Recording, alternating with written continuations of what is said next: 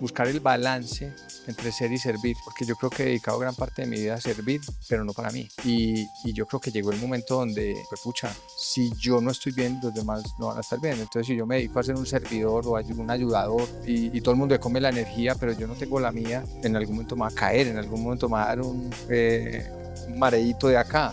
Estoy en eso y estoy diciendo, me voy de vacaciones, yo me voy con mi esposa 1 o 2 veces al año y con los niños 1 o 2 veces al año.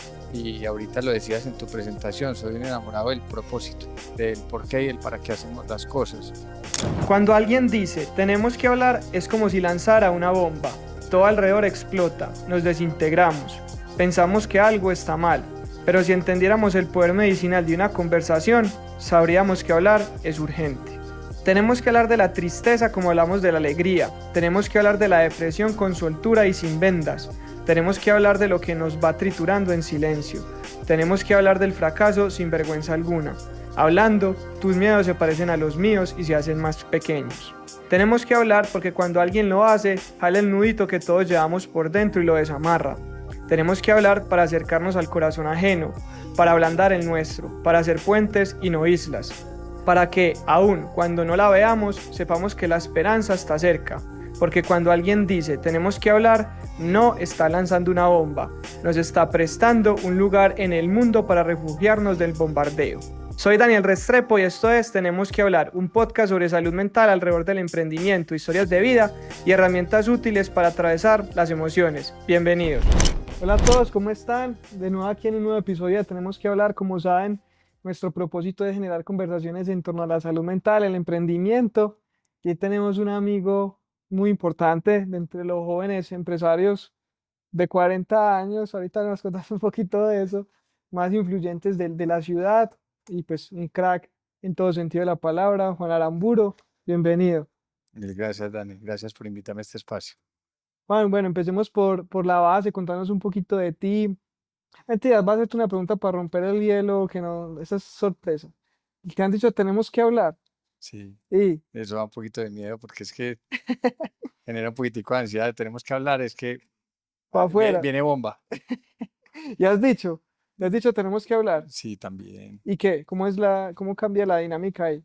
No, pues obviamente el que lo recibe el mensaje dice, fue pucha, esto es algo importante. Bueno, eso es algo importante, Juan. Estamos hablando de salud mental y emprendimiento. Y qué bueno conocer tu historia y los mensajes que nos puedas dejar, pues, como en torno a este tema tan emocional muchas veces, súper valioso. Entonces, nada, darte la bienvenida y que te presentes. Listo, no, mil gracias de nuevo por el espacio. Mi nombre es Juan Aramburo.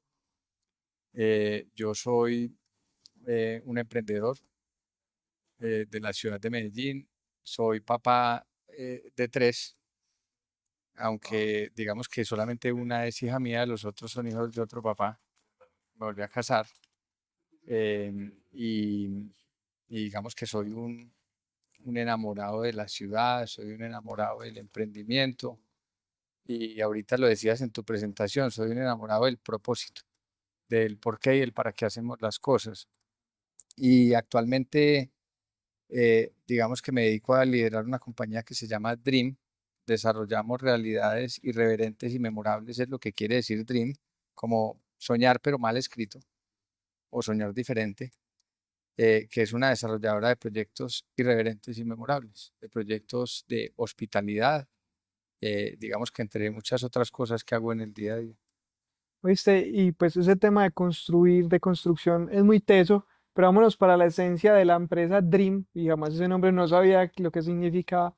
Te lo decía ahorita también en el tras bambalinas, me llama la atención como el tema de los socios, ¿cierto? Son 4 socios que crean Dream y yo veo, pues por lo menos aparentemente en una relación muy sólida, que es muy difícil en esto de emprender, encontrar socios buenos para hacerlo. ¿Cómo fue ese proceso?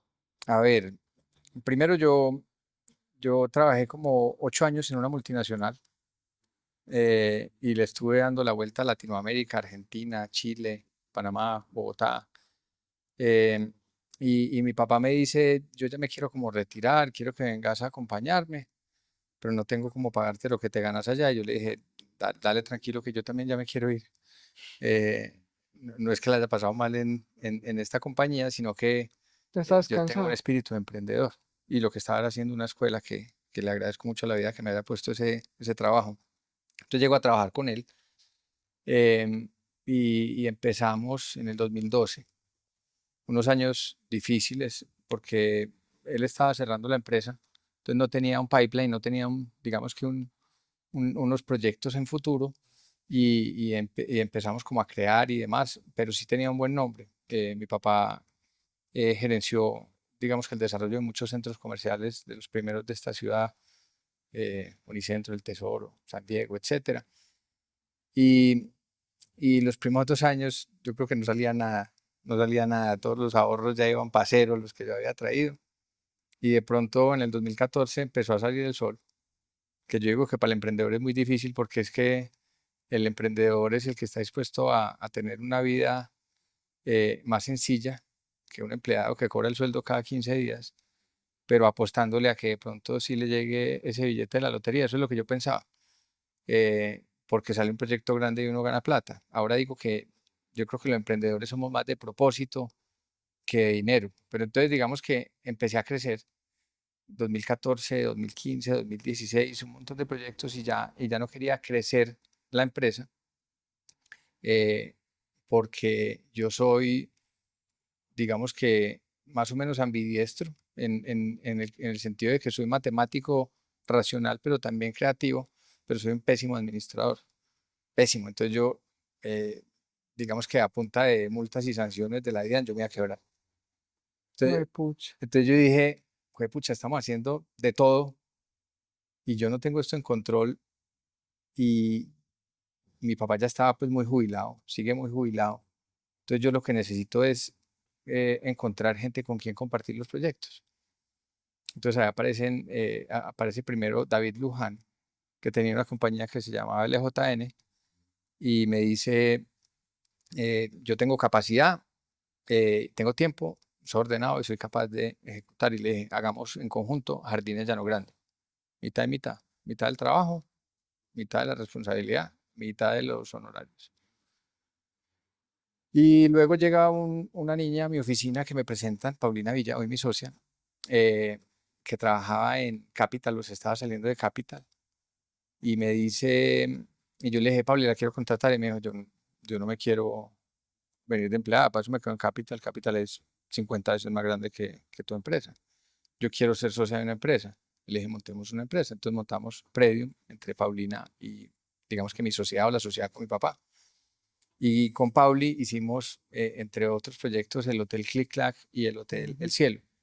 Entonces, digamos que empezamos a jugar en esas uniones temporales donde se generan las confianzas. Eh, Empiezo a conocer, David tenía un socio que se llama John Mendoza, ese es el cuarto.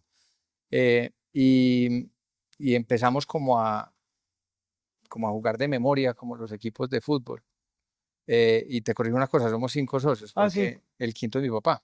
Ah, ok. Digamos que haber llegado a empezar a hacer lo que hacemos nosotros sin la historia de lo que él había hecho, sin el buen nombre, sin digamos que el contexto de ciudad, que es una persona honrada, trabajadora, que sabe el negocio y demás, entonces él tiene una participación y es el presidente de la junta. Los otros 4 trabajamos.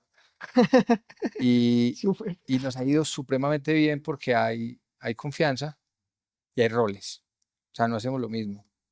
Te decía ahorita ahí tras bambalinas, Pablo es muy técnica. eh, David es supremamente ordenado, yo creo que psicorrígido. John Mendoza es también muy ordenado, es contador de profesión, y yo soy muy comercial. Y mi papá también tiene un papel en la junta y es de pronto frenarnos cuando estamos muy carros rojos, porque es que no hay veces cuando le va bien, de pronto se desboca, y cuando empieza la marea a subir o los días se ponen oscuros, es mejor estar controlado. Entonces él es el que mide los riesgos. Y esa confianza, eh, no te digo que no ha habido crisis, no te digo que no ha habido discusiones, pero casi siempre son con argumentos, o siempre son con argumentos, y no hemos tenido que llegar a votar una vez en la vida desde que somos socios. Entonces, como para terminar de contar la historia, Sí. ya venía trabajando con David, con David, con John, con Paulina y la empresa con mi papá. Entonces dijimos en el 2019, venga, hagamos una unión temporal todos nosotros. Crucémonos que tenemos propósitos en común. Ahí es donde ya dijimos, no, el fin de esto no es la plata, el fin de esto es cambiar la ciudad.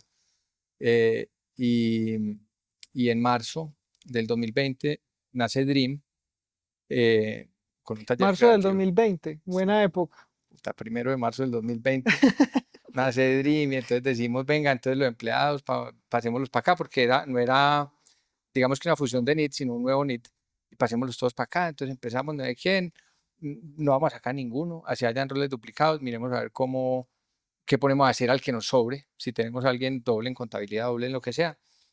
Y bueno, ya sabemos que el 20 de marzo nos mandaron para la casa y casi nos Pucha. morimos del susto, pero fue una simple coincidencia, 20 días antes de la pandemia. Y llevamos, digamos que en Dream, 4 años y medio, casi 5, donde ha habido momentos difíciles, momentos fáciles, alegrías, tristezas y demás, pero se mantiene la amistad y se mantiene la confianza.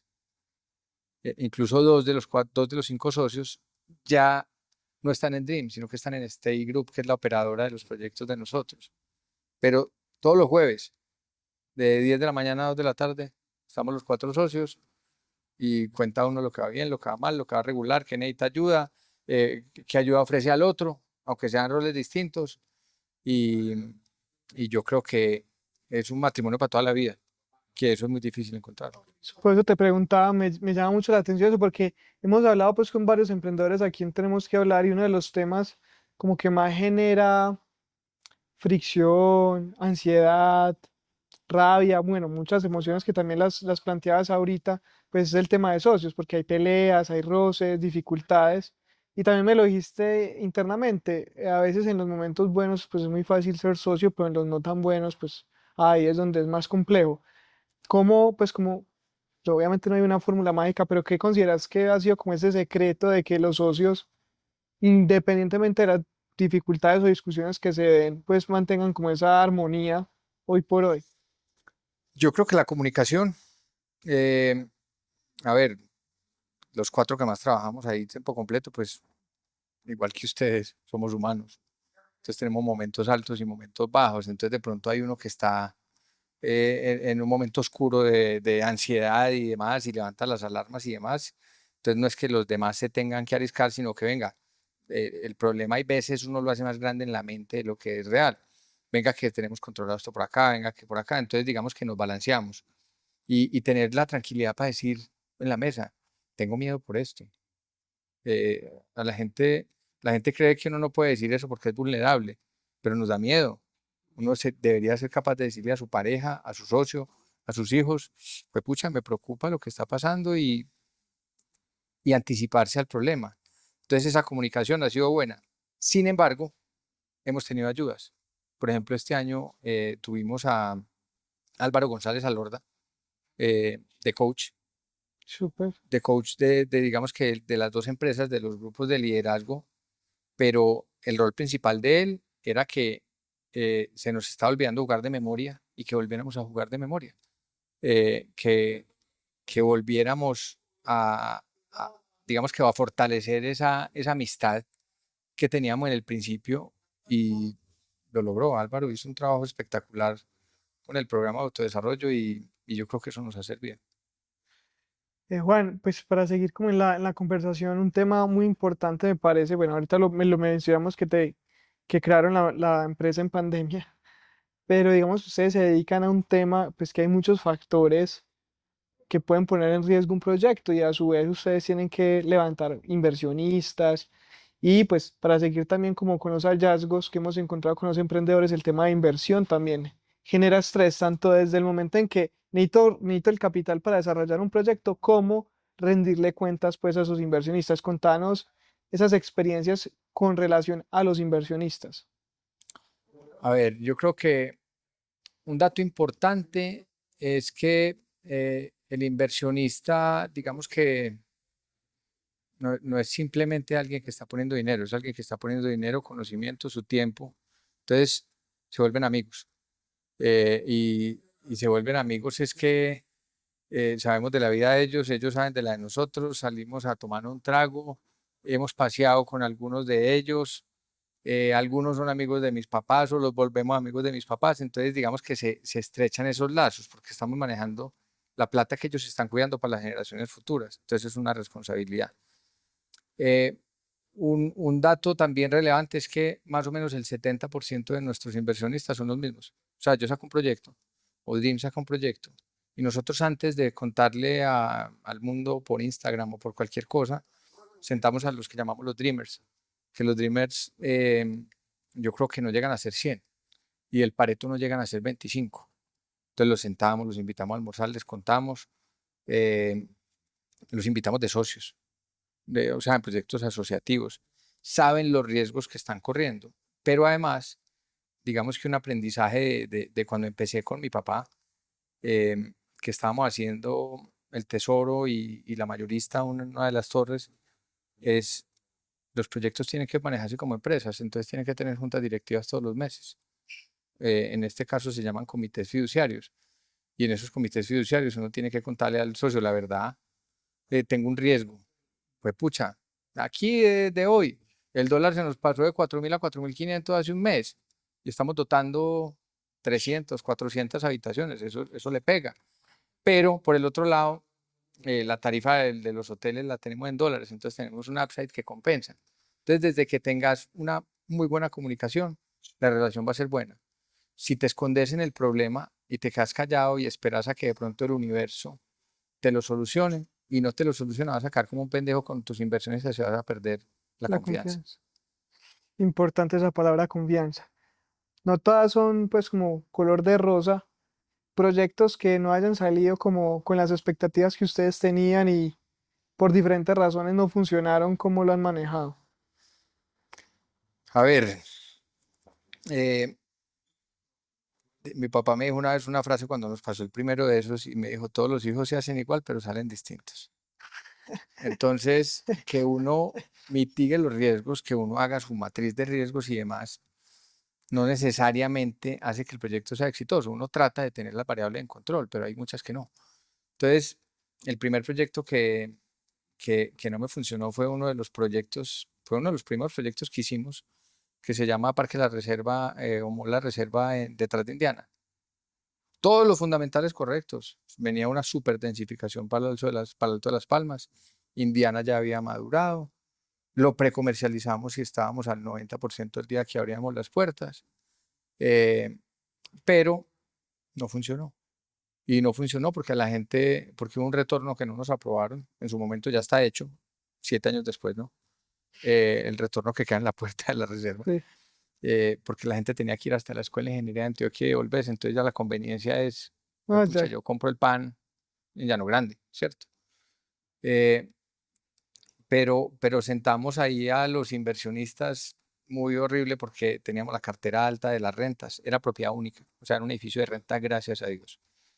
Pero la cartera estaba alta, entonces no podíamos, digamos que poner el mall más bonito para alquilarlo otra vez bien, se nos empezó a venir la vacancia y llegó la pandemia. Entonces, literalmente estábamos a días de tener que hacer un llamado a capital a los inversionistas, de un negocio de renta a pedirles plata. Mm. No lo tuvimos que hacer. Y, y un cabezazo de un gran amigo mío que se llama Carlos Mazo, que tiene varias universidades en Colombia y en España, me dijo, yo quiero llevarme la universidad ESIC para Colombia. Y yo le dije, parce, yo tengo un edificio perfecto para eso. Y perfecto para eso. Es que yo decía, ya después miramos cómo arreglamos esta vaina para que sea ¿Cómo la perfecto. adecuamos para eso? Y él me dijo, yo lo quiero comprar. Y yo le dije, es que en este momento no sé si te lo venden. De hecho, Mazo había sido inversionista de ese edificio, pero él me estaba hablando como el inquilino, ¿cierto? Y, eso fue una conversación encerrados en abril del 2020. Encerrado él en España y encerrado nosotros en Medellín. Y empezamos a hablar con los inversionistas. Terminamos de formalizar eso como un 27 de diciembre o algo por el estilo en una asamblea virtual. La gente todavía no salía. Y en este momento tenemos un edificio con 100% de ocupación, eh, rentable, con una opción de compra que tienen ellos en este momento porque fue parte del negocio. Y los inversionistas van a poder recuperar su inversión y ganar plata. Entonces, no todos los hijos se hacen igual, pero salen distintos. Chimba de frase. Y el otro fue empezando la pandemia que hicimos el hostal Joan Joe aquí en la calle 10 y nosotros en el mundo del propósito y fue pucha, entonces el propósito nuestro es mejorar el futuro de las personas. Entonces dijimos, a Medellín le faltan hostales que le den dignidad al viajero de mochila, al mochilero. Entonces, hagamos un edificio chimba para ellos, pongamos aire acondicionado, que todas las habitaciones tengan baño privado y que al mismo tiempo una persona puede estar digamos que en el sanitario, otro lavándose los dientes, otro cambiándose eh, y, y otro duchándose. Entonces hicimos algo muy digno para ellos, pero parte del modelo requería que alimentos y bebidas fuera exitoso. Lo fondeamos en la pandemia, el edificio quedó divino, nos lo diseñó ALH aquí en la ubicación AAA y empezó a funcionar medianamente bien digamos que la ocupación de camas, pero no, alimentos y bebidas pésimo, pésimo. O sea, la gente se iba a tomar el café a Pergamino y la gente se iba a tomar la cerveza al Social y los mochileros son mochileros, entonces iban y compraban el pan a Carulla y la botella de agua y entonces el modelo de negocio no funcionaba. Y para acabar de ajustar, digamos que no habíamos repartido un peso en un año y ya estábamos viendo que esto no iba a funcionar y empieza la guerra, digamos que de Israel con Gaza, ¿cierto? ¿Qué tiene que ver la guerra de Israel con nosotros? El 60% de nuestros huéspedes eran de Israel No jodas. porque la mayor cantidad de mochileros del mundo que vienen a Latinoamérica son de Israel porque vienen No a su año jodas. sabático. Entonces nuestra ocupación se bajó del 70 al 20 en 30 días. O sea, literalmente Puta. en Israel todo el mundo es de la reserva, ¿no? Yo creo que aquí la libreta militar, Sí, muchos tenemos excusas cagadas, pero no prestamos el servicio, allá es obligatorio y se arma una guerra regional. Entonces se nos pierde la ocupación y dijimos, este es el momento perfecto para cambiar esto. Entonces ahí es donde uno se da cuenta que tiene buenos socios. Ahí teníamos, solamente voy a mencionar a dos o a tres, sí. pero son muchos, pero Luis Alfonso Londoño, Jorge Aristizábal, Gloria Duque. Voy a mencionar a esos tres. Nos sentamos y dijimos, es que nosotros aquí metimos la pata, tenemos una ubicación de lujo. Estamos al lado de Wake, del Hotel 10, del Par 10, de Click Clack. Está bien, tuvimos una buena idea de que los mochileros fueran dignos, pues que los mochileros ni siquiera quieren dignidad, pongamos un hotel. Hicimos una asamblea en enero de este año y le dimos a la gente, metimos la pata desde el concepto, ustedes y nosotros. O sea, nosotros por invitarlos a un proyecto de estos y ustedes porque nos creyeron, porque no les vendimos pues que era garantizado ni nada. Y la solución es volverlo un hotel. Y eso vale tanta plata. O sea, la solución al problema era meterle Plata. otro tanto igual. La asamblea fue aprobada por unanimidad, recogimos la plata entre los inversionistas y 8 meses después teníamos abierto el Hotel Tribe. Y el hotel tiene 100 días. Lo abrimos el 16 de agosto. Tiene un poquitico más de 100 días y ya estamos en ocupaciones de la media de la ciudad y ya está en verde, que eso no pasa en un hotel cuando uno abre. Entonces, nos equivocamos en el qué, pero no nos equivocamos en el dónde, no nos equivocamos en la ubicación, no nos equivocamos y pudimos darle la vuelta. Y estas 4 personas que mencioné, literalmente se pusieron la 10 y a renegociar el contrato con el operador, que es Accor, eh, a los socios que tenían dudas, porque definitivamente hay unos que dicen, oíste, esto no funcionó y la solución es que pongamos otros 6.000 millones de pesos. ¿Vos estás loco o qué? Sí, esa es la solución, poner más plata. Y la rentabilidad, como te creo que la vas a dar en lo que estás prometiendo. Y les digo, yo no estoy prometiendo, estoy estimando. Pero aquí está el Excel, métale usted la tarifa de ocupación y haga los escenarios que quiera. Pero logramos un 100% de colocación de ese llamado capital extra y logramos abrirlo. Em, y yo estos dos ejemplos los cuento mucho, inclusive en el pitch cuando presento mi empresa, porque ser emprendedor es montarse en una montaña rusa donde ojalá todo fuera a salir bien. Si todo fuera a salir bien, todo el mundo fuera emprendedor. Pero no es que evites el 100% de los factores externos, es cómo los enfrentas. Y socios clave, yo creo que es Uno tiene que escoger a los socios o a los inversionistas, no ellos lo tienen que escoger a uno. La plata es lo de menos. No porque no sea importante, el mundo se mueve con plata. Pero si un inversionista solo te va a aportar dinero, pero no te va a aportar valor, entonces no es un inversionista que tienes que tener en la mesa. ¿Te han tocado como esos tipos de inversionistas y cómo los has manejado? Nos han tocado, les hemos ayudado a revender. Inclusive yo diría que la mayoría han salido ganando plata, porque salen y revenden la inversión con una prima o con una valorización. Eh, Nos han tocado groseros, pues que le hablan a uno fuerte, feo. Pues ya se han dado cuenta que yo no tengo problema en decir una grosería, Algo bien. pero no trato mal a la gente. Y, y yo creo que por ahí dicen que uno le vende a un gato, pero le entrega a un tigre. Entonces, cuando uno está haciendo el pitch y todos dicen, fue pucha, ¿Qué es uy, eso? es que el mochilero, marica, es que ¿a quién no se le ha ocurrido eso? Es que si logramos que dejen otros 50.000 en alimentos y bebidas, ¿tienen con qué? Sí, yo creía esa tesis cuando la vendía, tú la creíste cuando lo compraste, pero después me dices, es que tú me prometiste que eso rentaba el 10% anual. Yo no te prometí nada. Y la presentación tiene un texto legal grande y dice estimaciones. Y lo mejor es ayudarles a vender y salirse de ellos y que ellos se salgan de uno para que se renueve la energía. Juan, ¿cómo manejas vos? Porque digamos que el cumplimiento de esos proyectos y obviamente la inversión de tanto dinero y personas pues como tan respetadas, ¿cómo manejas vos como esa presión Primero nos la repartimos entre los socios, entre los cuatro? sí, porque es que mi rol es conseguir la inversión y hacer parte, digamos que de las mesas directivas o juntas de los proyectos y demás. Eh, Además dicen que yo lidero la empresa, pero yo creo que mi cargo es más comercial que CEO. Pero parte de la presión de entregar a tiempo, costo y calidad es algo que maneja más Pauli, que es la directora técnica. Entonces ella tiene que presionar al constructor con la ayuda del interventor para que se entregue en el tiempo, en el costo y con la calidad. Em, Segundo, somos capaces, como hay constante comunicación con los inversionistas, sobre todo en los asociativos, que vende a precio fijo no importa, pero como hay constante comunicación, nosotros les decimos, se nos ocurrió esta idea que es mejor, pero vale una plática de más, ¿ustedes la harían o no la harían? Porque nunca ponemos en riesgo el producto por el costo. Y te doy un ejemplo tangible.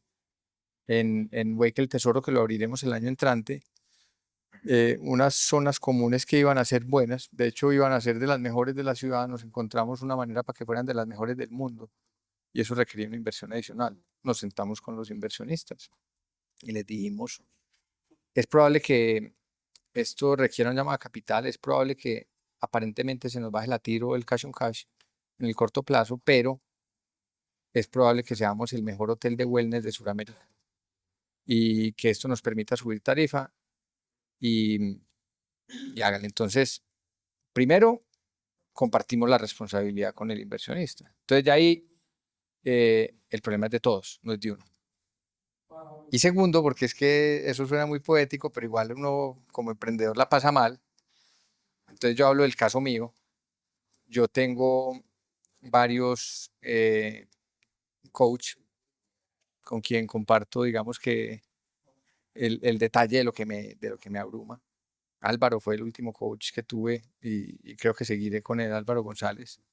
Pero he tenido la oportunidad y le pedí el favor a Andrés, el de Open English, que me hiciera un par de sesiones de coaching porque uno lo ve que tiene una empresa de yo no sé cuántos millones de dólares, pero pasó por lo mismo que pasamos nosotros. Carlos Mazo, el del CEIPA y las universidades de Madrid. Segundo, tengo una recurrencia en inversión en psicólogos y psiquiatras. Yo no sé si la gente dice eso, a mí no me da vergüenza decir eso.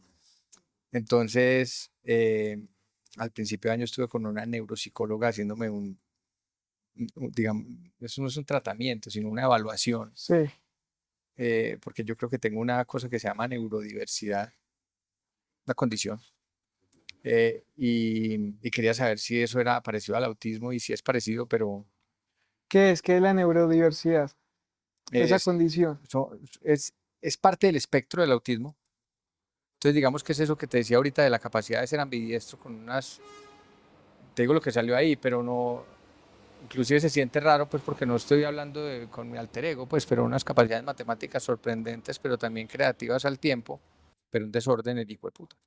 Entonces, yo necesito asistentes de los asistentes, cuadernos en los cuadernos, eh, iPad para tomar nota, blog de notas, chat conmigo mismo, una cantidad de cosas para poder Acordarte. mantener mi orden, agenda, alarmas.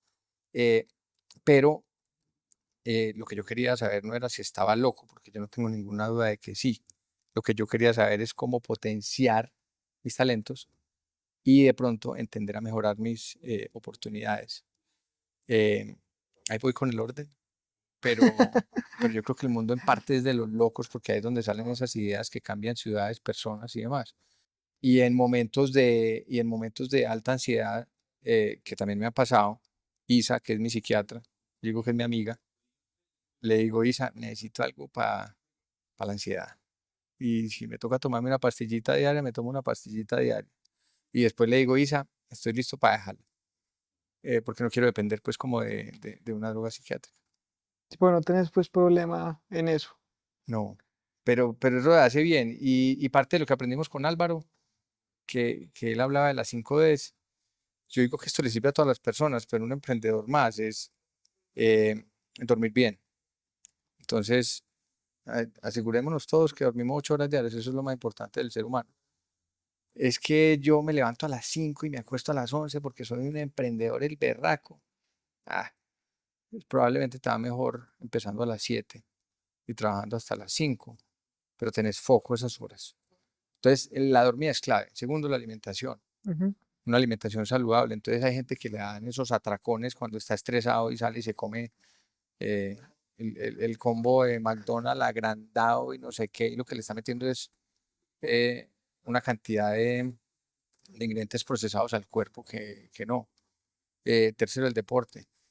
Yo en esa estoy ahí aprendiendo la Estás en el tarea. debe. Estoy en el dedo porque me operé la rodilla, Sí. pero Ah, ok. sí lo hacía con recurrencia y espero volver. Eh, Tercero, la dieta intelectual. Dieta intelectual. Sí. Dieta intelectual es pues lo que se puede aprender leyendo libros. Yo me había leído fuera del MBA y me había leído un libro en la vida hasta el año pasado. En el MBA no cuentan porque es que me tocaba era leerlos para poder hacer un ensayo, para poder entregarle al profesor. Y este año llevo un libro al mes. Buen hábito. Integraste entonces. Sí. Y además me di Un- cuenta que las novelas, eh, probablemente novelas históricas, me alimentan un poquitico más que las series de Netflix. Aunque las dos puede que tengan ciencia ficción y demás, pero yo creo que es un momento para uno, es un momento de mindfulness, es algo que aprendí este año. Y lo otro es la dimensión espiritual. Em, Esto no es necesariamente Dios. La dimensión espiritual es cualquier cosa que te haga conectar con una energía que crea superior. Puede ser Dios, puede ser el universo, independientemente de la religión que tengas. Pero también, en mi caso es con Dios, es como te delego esta responsabilidad, ayúdame a manejar el problema, no me mandes algo que yo no sea capaz de manejar. Eh, Ayúdame que hoy la tengo difícil y Dame una mano. sí, por favor, mándame un mensaje. Y yo creo que si uno balancea esas 5 cosas, esto no es para emprendedores o no emprendedores, es para cualquier persona. Yo creo que tiene una vida más saludable mentalmente. Ahorita hablaban mucho, Juan, al principio especialmente como el propósito. ¿Para vos fue fácil encontrarlo? ¿Y para vos también qué es el propósito? Contanos un poquito de esa palabra que se ha vuelto como tan común en los emprendedores.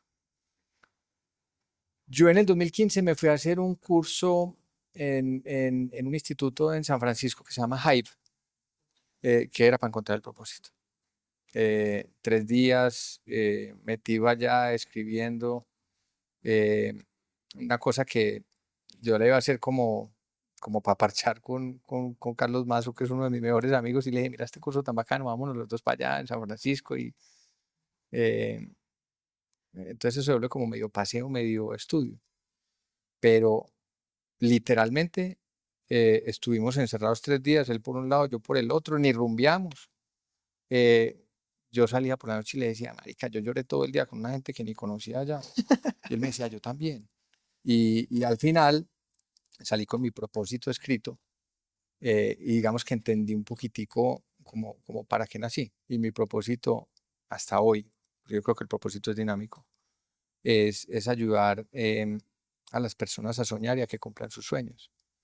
Entonces me he dedicado a apoyar muchos emprendedores y emprendimientos, muchos de diferentes, muchos inmobiliarios, pero también de otras ramas. Le ayudé a mi esposa a estructurar un negocio que hoy es absolutamente exitoso, que es el restaurante de ella. Eh, Le ayudo a mi familia, a mis papás. Yo creo que yo soy el papá de mis papás. Creo que todos terminamos con ese rol al final en algún momento. Y también de mis hermanos y de muchos amigos. Entonces, yo no lo digo por la moda, sino que desde hace muchos años siento eso. Ahora lo estoy revaluando. Y en este momento no tengo las palabras todavía precisas, pero estoy llegando a algo como buscar el balance entre ser y servir, porque yo creo que he dedicado gran parte de mi vida a servir, pero no para mí. Y yo creo que llegó el momento donde fue pucha, si yo no estoy bien, los demás no van a estar bien. Entonces, si yo me dedico a ser un servidor o un ayudador, eh, y todo el mundo le come la energía, pero yo no tengo la mía, en algún momento me va a caer, en algún momento me va a dar un mareíto de acá.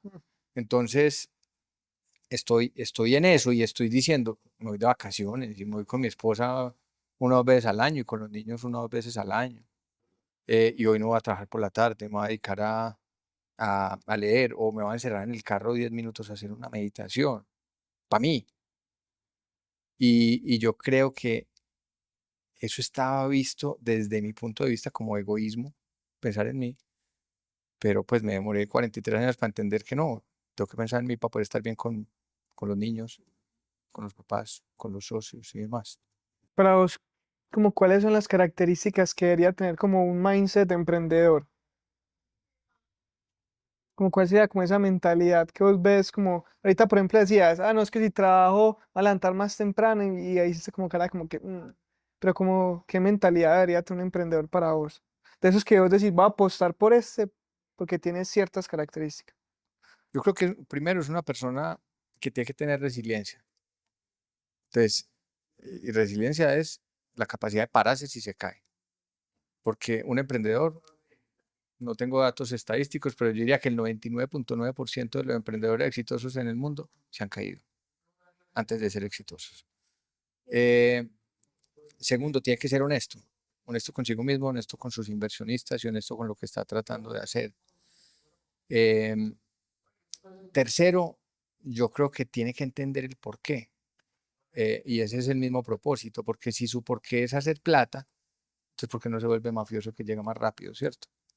¿Qué es lo que vas a hacer en el mundo? Y por ahí hay un libro que es de The Power of Why, de Simon Sinek, como para entender para qué me levanto todos los días. Eh, ¿Qué más tiene que tener? Tiene que tener habilidades de comunicación sin duda, que la toca echar el cuento mil veces todos los días en muchos contextos diferentes, con personas diferentes. Eh, yo creo que tiene que ser camaleón. Camaleón es el que tiene la capacidad de comunicarse con cualquier persona independientemente de su nivel social o económico, que son distintos. Entonces tiene que ser capaz de hablarle al presidente de la empresa más importante del mundo y tiene que tener la capacidad de hablarle a su cliente, así su cliente sea una persona que se gane un salario mínimo. Entonces, em, y tiene que balancear sueño con realidad. Los que son demasiado racionales nunca se van a arriesgar.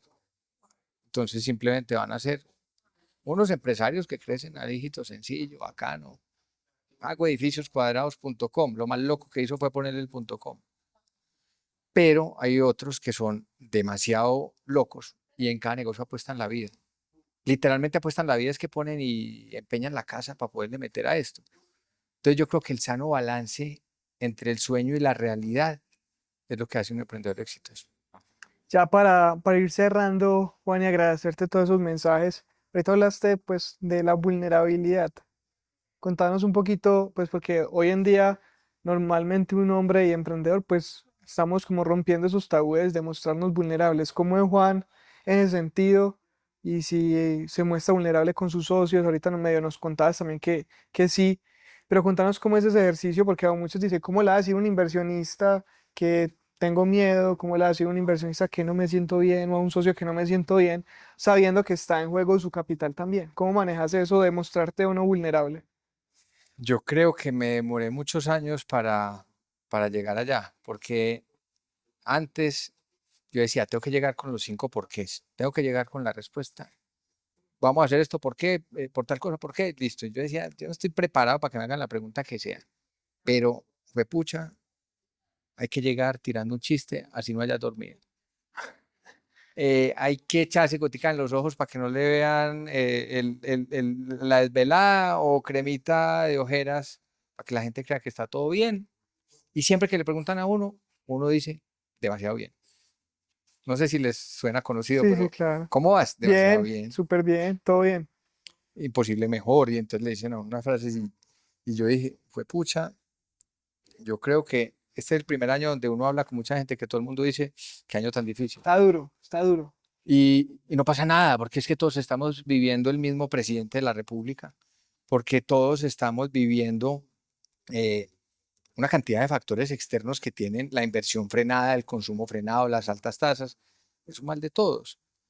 Y, y yo primero me hice vulnerable con mis socios y con mi esposa. Y dije, tengo miedo. Con mi papá no. A mi papá no le he dicho porque mi papá me regaña y no sé si va a escuchar el podcast o no, pero eh, él me hace los 5 porqués. Me va a decir no. De Claro, la pronto lo va a entrar generación en shock. también. Sí, no, Sí, la generación es más. pero yo dije, yo voy a hacer un ejercicio y voy a empezar por los 5 inversionistas más cercanos y los voy a invitar a almorzar de a uno. Que tampoco quiero generar un pánico. Porque una cosa es el vulnerable y otra cosa es generar un pánico. Importante esa diferenciación. Y entonces me siento con el primero y le digo, eh, Luchito, tengo miedo.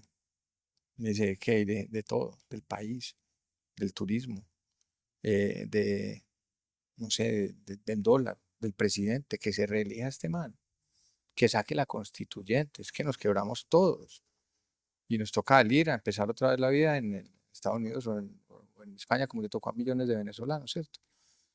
Y me dijo, marica, qué chimba que me lo digas, yo también tengo miedo. Y este man es un man que maneja un family office muy grande, eh, de muchos millones de dólares y con inversiones en muchas industrias, y me dijo, es muy raro que yo esté invirtiendo con alguien y me diga eso, qué tan bonito que me lo digas, ¿cómo te ayudo? Y luego me senté con otro, con Tomás, y me dijo, se murió de la risa.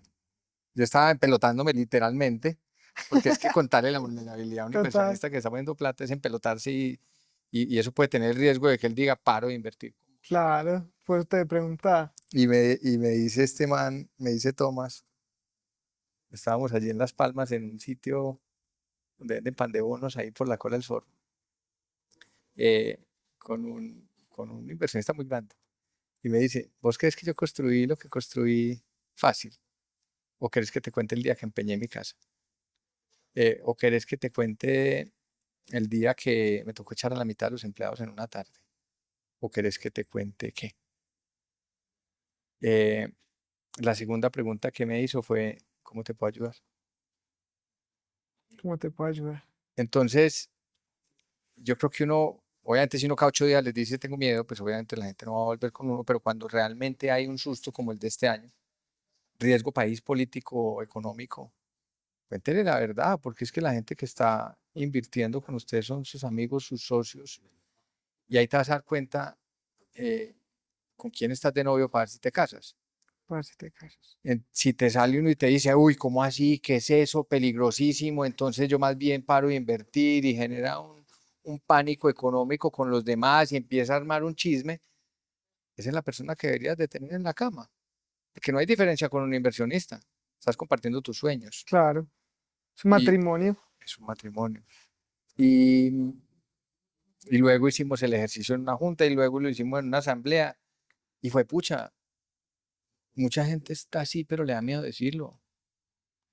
Y también se nos olvida también, porque veníamos de una subida muy grande en el negocio de la construcción, en el turismo, post pandemia, se nos olvida empezar a celebrar las cosas pequeñas. El fin de semana pasado estábamos a tope todos los hoteles de Medellín, y yo no estoy hablando de los míos o de los que manejamos nosotros. No son míos, son de mucha gente, pero yo los siento míos. Todos. Y yo decía, qué berraquera lo que está pasando a Medellín, el derrame económico de Fercho, de Feid, de un cantante de reggaetón que le deja a la ciudad 10 o 20 millones de dólares, según un par de fuentes que he leído, las propinas de los restaurantes para los meseros, el empleo que está generando esto, la cantidad de, no sé, 1 billón de menciones de ese concierto en el mundo que están poniendo a Medellín en alto. Y lo pasamos por alto, ¿no? Celebremos también esas cositas. Y es balancear, no es solo mostrarse Balancear. vulnerable, porque el sol va a salir todos los días. Y el año entrante, seguramente, esperamos, rezamos y pedimos que Sí. sea mejor que este. El sol va a salir todos los días. Qué chimba de frase ahí como para cerrar, Juan.